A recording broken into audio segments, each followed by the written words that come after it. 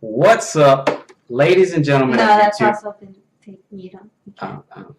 Okay. Well, I'm not gonna do the fucking welcome back speech, so you're not welcome back. But hope you stay and listen a little bit. Stay awesome, possum. Oh wait, no, that's for when we're exiting. Well. Okay. Anyways, we did listen to you guys on the first video. We were still starting things out. We just jumped right in. But we're still learning. Obviously, one of the biggest problems was the sound quality. We did try fixing that, and I think it's a little better. A little bit better. We're going to get a better interface. Hopefully, that'll help out a lot. But really, guys, we can't make any changes if you can't give us feedback. You know, if we're doing something wrong and nobody corrects us, we're gonna continue doing it wrong, pretty much. Leave a comment or on the video or on our Facebook page. That way we'll know. I check it literally every hour, so trust me, I have a busy life. Not too busy to check for feedback, because we do want to be good at this. We want to improve. We want to get better. Yeah, we do take it serious enough to want to be good at it. So, again, leave some feedback whenever you can. But let's go ahead and get started. I'm Johnny Method. That's a Mathis. And we're actually going to get started on this bad boy right here, The Hobbit: An Unexpected Journey. I almost said adventure. I don't know why. Bilbo's always saying adventure in the goddamn movie. But pretty much we're going to go ahead and give you some thoughts on it real quick, whether or not it's worth watching or worth picking up, for that matter. If it was on Netflix, I definitely recommend it. But totally, hands down. Yeah. What are you talking about? But we're going to save the spoiler parts for the second half of this video. So beginning part, we're going to run through some of the things we liked about it, and we'll let you know to check it out. If you do not care, or if you've already seen it and just want to hear somebody's perspective on it, we'll go ahead and do a whole run-through of the entire movie. Second half of the video, we'll go ahead and I'll throw up signs all over the place. You'll see spoiler here, spoiler there. I'll give you 5 chances to stop this video and go watch the movie before I start ruining it for you. Alright, so let's go ahead and get started. You want to start with the summary? Yes, we got fucking notes. Why? Because we can't memorize every little nook and cranny. Can't memorize Jack. Get it? Stop. You're killing people. No. You're killing. Come on, it was clever. Because it's clever. Because it's Jack, and then I have a Jack notebook. Well, for starters, it's a beautiful movie. It is. Stupid beautiful. Everything is green. Very, very green. New Zealand, really green. Like I said in the previous video of the unboxing, we did look behind the scenes of everything on set. Like I said, I was very disappointed that not all of it was filmed in New Zealand. My childhood dreams were crushed, and very disappointed. They showed us the actual stage they used for. Can you believe it? They used the intro in a stage. Like the grass is fake and all that shit. Hurt my feelings a bit. Thing I didn't like about the movie, there's a lot of CGI. Now, the stuff that was filmed in New Zealand were really great, but you can tell when shit is CGI. Yeah. That might not entirely be Peter Jackson's fault. This was released in 2012, and by then, everything was really nice, HD, 4K, all that good jazz, but it's noticeable. It's very noticeable. In certain scenes, you can really see how it kind of looks a little too fake. That's one of the curses of having a 4K TV. I'm not even sure if I can recommend it to anybody, because you notice a lot of things. Even on TV shows, you can tell that some of the actors are wearing makeup, visible makeup. and it's very bothersome at times. But the CGI is definitely something that I had, a little issue with. They did show the dragon. You hear about it in the Lord of the Rings films, but we actually get to see the dragon in this movie. So that's real nice. I really like that it's hints of the dragon. You don't see the full fucking beast coming out of nowhere. You see fire, you see wings, you see a tail. You get all that in the second movie. That kind of draws you in. That kind of hooks you in to go see the next movie, which, by the way, I'll just tell you right now, you should see the next movie. Even if you don't like this one, give the second one a chance. Dragon is awesome. Even though I have a fear of very large reptiles. Stuff like It's true. He's not lying. There's definitely a lot of crisp color. Like I said, you have to watch this in Blu-ray. I refuse. It's against my religion to buy a DVD. I will if they did not release it on Blu-ray. Certain movies, you'll see it in my collection. We're too good for that now. We really are. As far as the cast, very, very witty. Very witty, very goofy. They all have a really in-sync sense of humor. At times, though, I felt it was too comedic.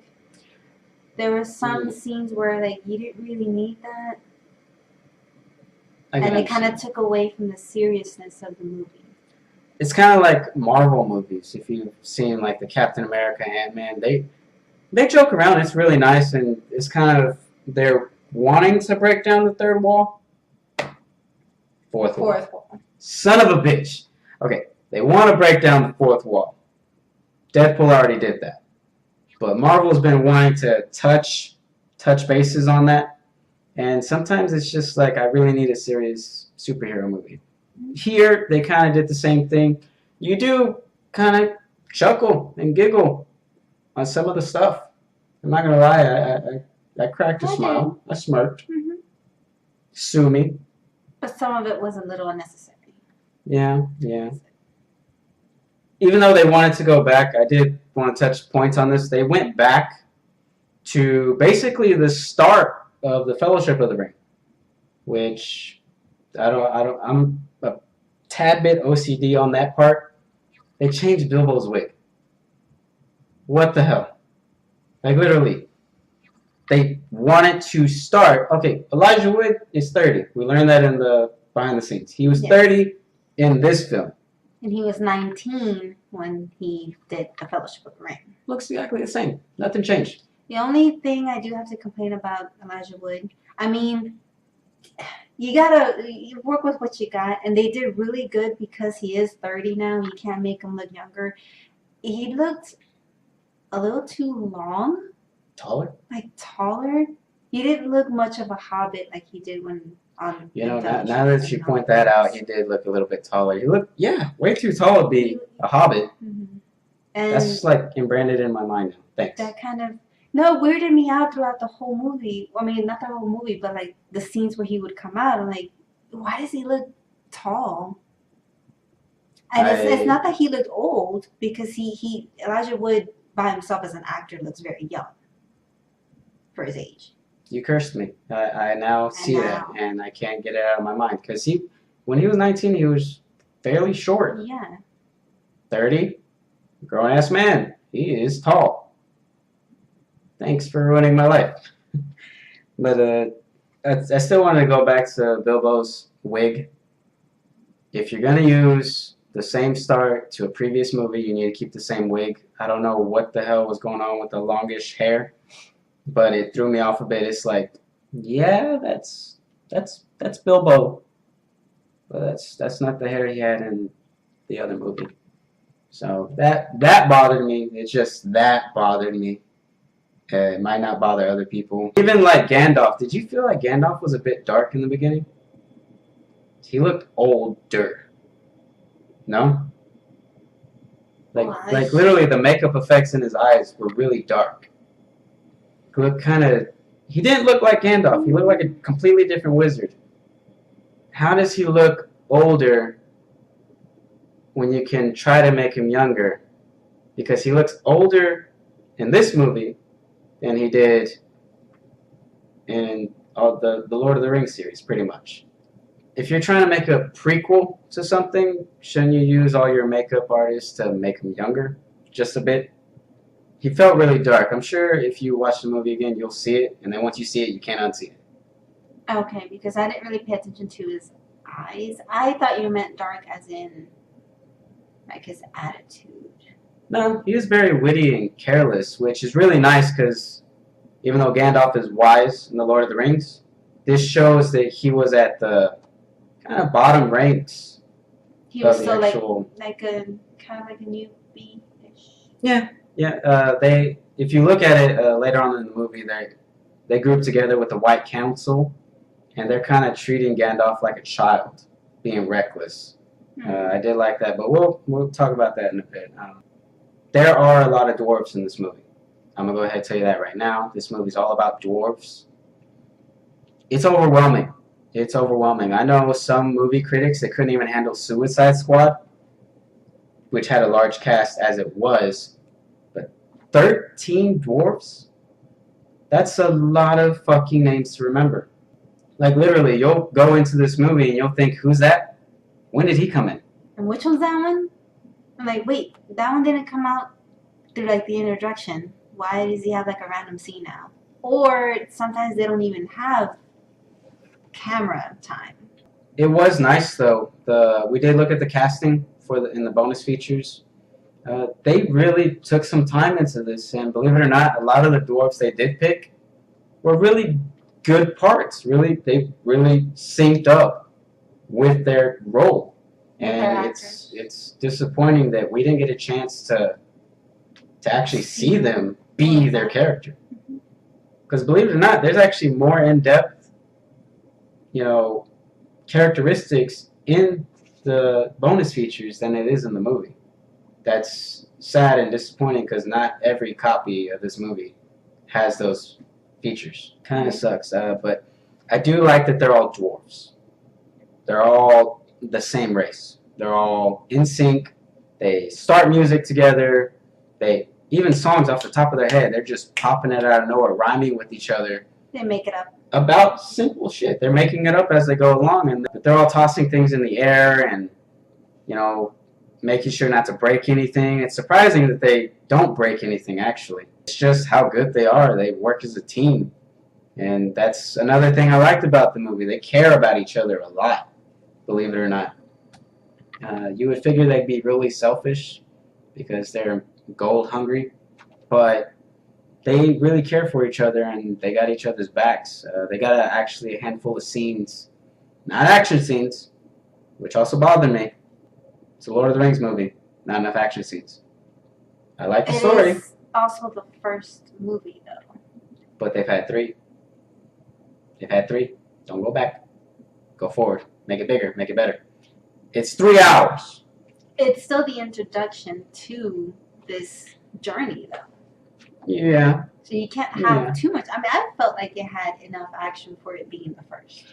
You have to not confuse action with very exciting moments. Like when they're on the mountain and whatnot, everything's going to shit. That's not an action scene. Okay. So, I mean, I can name like, what, It's an 3 fights? Moment. 3 fights, maybe? So what you mean by action scene, you mean like fighting? Fight scenes. Battle scenes, in this case. Battle scenes. Okay. I didn't like that at all. But, you have to take for what you get. For anybody that doesn't know already, Dwalin. My favorite dwarf. If anybody out there has ever played with me online with MMOs or RPG games, I usually pick a big heavy axe or large hammer, something with power, unwieldy. There's a whole history behind that, but Dwalin is that big motherfucker that you don't want to mess with. The actor actually got really jacked for that role. Yeah, he had to go work out for that. And he knew it. He knew it before they told him he had to. He knew it. Dwalin's big motherfucker. I think he's the biggest dwarf. Probably the tallest, too. Well, that's what I meant. No. It also seemed way too modern. Yes.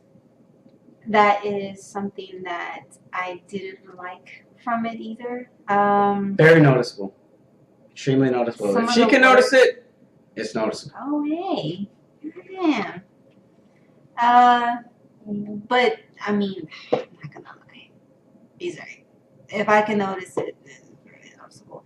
When they were hosting the dinner at Bilbo's house, when you introduced all the dwarves and all that, Bilbo was complaining that the dwarves were messing up things in his house, including the plumbing.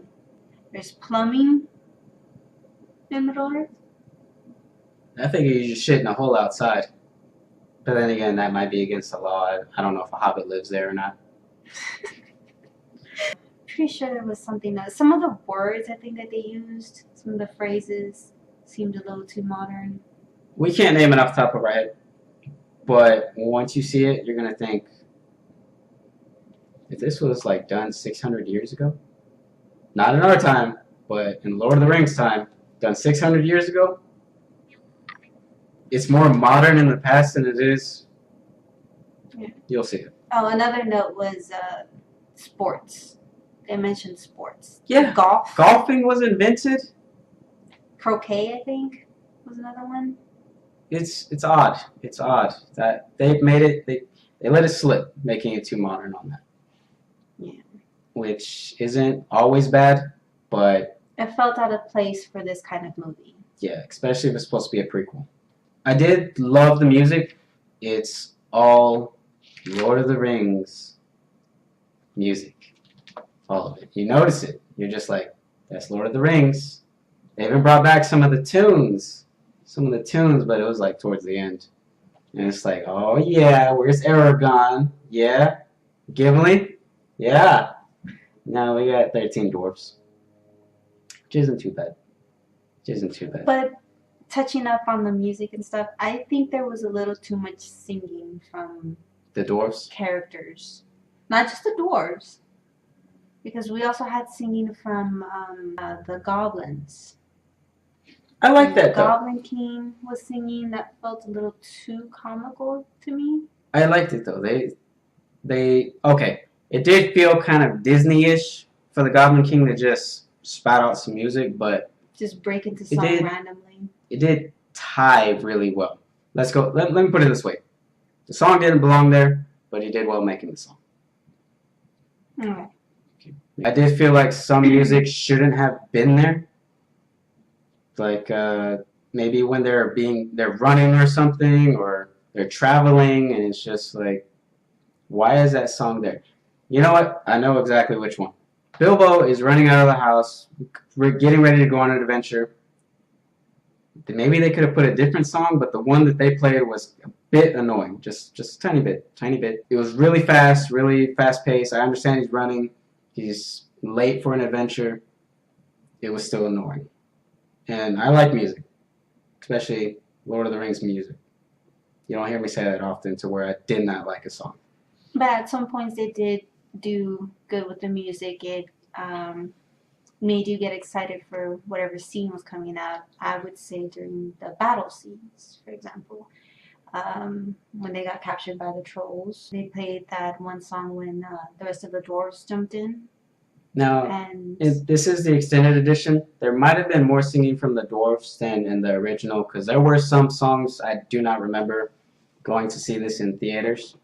But I did notice that they did add some more in the extended edition, and maybe it's not quite worth it. I'll let you know when we see the other two films, but right now, any of the extended parts in this movie don't seem well worth it. I've seen extended editions before, and some of them I recommend beyond belief, but this one, I think you can see the regular one and you'll be okay. It didn't feel like they cut out anything too important. I don't know if you noticed this. I did about midway through the movie. Do you remember Thorin singing the Lonely Mountain song? Really good song. It was very deep, dark, and kind of depressing. They were all in Bilbo's living room. Yes, that song I actually do remember a lot because the tone of it, how it really drew you in to their story. It made you feel sad. I'm not 100% sure. He may have actually sang it. I know Pippin from The Lord of the Rings sang the songs with his writ. He actually sang the song. The actor himself. I want to know if Thorin actually sang the song, or if they did a voiceover with somebody else. That's something that I want to keep in mind and I want to find out. But what I found interesting is that song, believe it or not, was throughout the whole movie. Like the actual rhythm of the song. Go back and see the movie. It's in there, beginning, middle, end. And I find that awesome. It's kind of like the theme of it, in a way. These dwarves, this Lonely Mountain song is what they are and what they're coming to do. That's their whole purpose, is to get back their home. This song is their journey, and it's throughout the whole movie, and I thought it was cool. Even though the words aren't there. Listen for the drums. Listen for the trumpets, the trombones. You hear them. You hear them in there. And it's really awesome. I believe so. Another thing I want to touch base on is the orcs. Why do they look weird? They look weird. Like the pale orc, does he even look orcish? He doesn't. He feels out of place. He feels made up. To me, the orcs in this movie look like a distant cousin of the orcs that we're used to from Lord of the Rings. They didn't look like they were from the same race. Which is also a bit bothersome, because that's the first thing I noticed. These are going to be your main enemies. Always have been, always will be. Why do they look different from your original creation? You know? It's just, I'm not trying to compare and contrast with Lord of the Rings too much. It's just, yeah, they came out first. We watched them first. I mean, if you have never seen the Lord of the Rings films, none of this will bother you at all. If you have, you're gonna, one thing you'll notice is Sting. If you don't know what Sting is, she didn't know what Sting was. At first, and then you reminded me, and I was like, oh, right. Bilbo's sword, which is passed down to Frodo in the Fellowship of the Ring. Why was that thing a neon blue? I get it was made by elves. It was not made by Radio Shack. Why was that thing a neon blue? It was supposed to glow as a warning when orcs. Yes, but it's not supposed to be a flashlight. When Gollum is killing the orc in the cave, it goes out like a little light bulb, like a little light bulb that's just flashing and oh look. No. You did all that wrong. You did all that wrong. It should have been a faint blue, not noticeable to know that enemies are nearby, but at the same time not too noticeable to where it's going to give away position. Well, like it would have in the cave. We don't know if it gave away his position. I can see that son of a bitch. Okay, if it's a dark cave. To us, we can see it because we're the audience. We're supposed to know. This is realistically speaking. This is me talking about realism. Watch out, there's orcs around. It's glowing. In a fantasy world. Yes, I understand that, but it's just one of the things that bothered me. You had it right the first time. And then, like, let's say Gollum did kill the orc. Have Sting kind of fade away. Why is it flashing, flickering? Yeah, I would agree with that. Have it fade away. That would look nicer versus flickering. It makes it look cheap. It does. Yeah. Really cheap. Which should not be an issue at all. The first 3 films did really, really well. Why do I see cheap corners when it comes to this film? They're not too noticeable, but like even Peter Jackson rolled up in Chitty Chitty Bang Bang. We saw that in the extras, but he rolled up. Very expensive car. That's not cheap. That's not something you can buy on eBay. You have to go to an auction. The original car that they used in the movie. I'm not gonna lie to you. I have no idea what the fuck it is, but I know it's a very expensive car. Why were there certain cheap spots in there? You know, like if you have the money to buy Chitty Chitty Bang Bang, you have the money to put into this film. Like even some of these actors, I can't tell you what films they're from. A lot of these were up and coming actors that were working in plays and were waiting for their big break.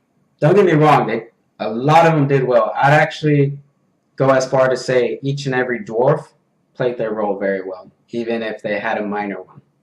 I just think of this as a filler film, to be honest. It's really just, it needs to get you started. It needs that boost, that foot out the door, before you can actually watch the other two films. That's what I think of it as. Because I felt like we really didn't get anywhere. Yeah, we see the mountain now at the end. Well, like I said earlier, this is basically the introduction to the other two films. You meet the cast, you get an idea of where they're going. That's pretty much it. So don't expect too much with this film. I do recommend watching it if you're going to watch the other two. You cannot watch the other two without this one. They do not do recaps in the beginning of the movie. But you can watch the theatrical version and be okay. Which is another thing I wanted to ask. For someone who has never seen Lord of the Rings or The Hobbit, doesn't know anything about it, what do you think would be better for them to watch Lord of the Rings first or The Hobbit first? Or would they be okay watching The Hobbit without having seen Lord of the Rings? I think the Lord of the Rings as a whole, excluding The Hobbit, I think they could pretty much just watch Lord of the Rings. You don't need to see The Hobbit. You really don't. All of this is completely optional, in my opinion. Big, huge Lord of the Rings fan.